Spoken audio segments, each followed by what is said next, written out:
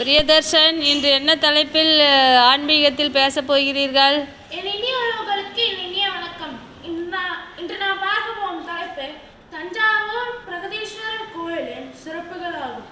பிரகதீஸ்வரர் கோயிலை பற்றி கூறப் போகிறீர்களோ? இப்பொழுது பார்க்கலாம். தஞ்சாவூர் பெரிய கோயிலின் கோபுரம் 216. அது தமிழின் உயிர்மை எழுத்துக்களில் மொத்தம் 216 என்பதை உணர்த்துவதற்காகவே அந்த காலத்தில் ராஜராஜ சோழன் கோபுரத்தை 216 அடியில் வைத்துள்ளார். தஞ்சாவூரில் அமைந்துள்ள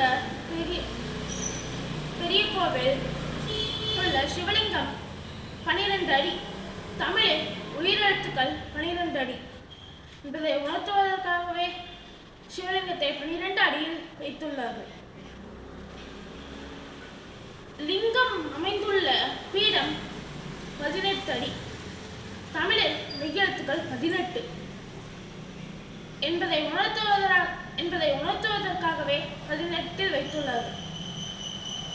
தஞ்சாவூர் பிரகதீஸ்வரர் கோயிலில் உள்ள பெரிய நந்தியின் அடி 247, தமிழில் மொத்த எழுத்துக்கள் 247 என்பதை உணர்த்துவதற்காகவே 247 அடியில் நந்தியை பிரதிஷ்டை செய்துள்ளார்கள்.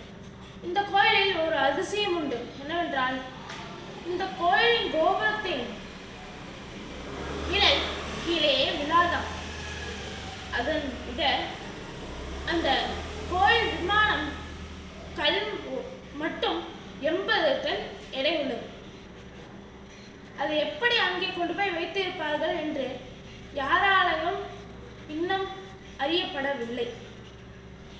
இன்னொன்று என்னவென்றால், அந்த பெரிய நந்தி ராஜராஜ சோழனால் வைக்கப்பட்டது அல்ல. அது பல்லவர் காலத்தில் இந்த பெரிய சிவலிங்கத்திற்கு இவ்வளவு சின்ன நந்தியா என்று எண்ணி 247 அடியில் பல்லவர்கள் அந்த நந்தியை வைத்தனர். ஆனால் ராஜராஜ சோழன் அதற்கு பதிலாக மிகவும் சிறிய நந்தியை வைத்துள்ளார். ஏனென்றால் கோயில் விமானத்தில் ஒரு சிறிய துளை ஒன்று இருந்தது. அதன் வாயிலாக சூரிய ஒளி நேராக வந்து சிவலிங்கத்தின் மேல் விழுமாம். அதை பாசனில் என்று பார்ப்பதற்காக ராஜராஜ சோழன் நந்தியை சிறிதாக வைத்துள்ளார். ஆனால் அந்த நந்தியை அகற்றி மண்டபத்திற்கு அருகே வைத்துவிட்டு பெரிய நந்தியை வைத்தார்கள் பல்லவர்கள். அந்த விமானத்தில் உள்ள துளையையும் அடைத்து விட்டனர். இன்னும் பல அதிசயங்கள் உள்ளன தஞ்சாவூர் பிரகதீஸ்வரர் கோயிலில். அது சொல்வதற்கு நேரமில்லை. சொன்ன அது இயலாது.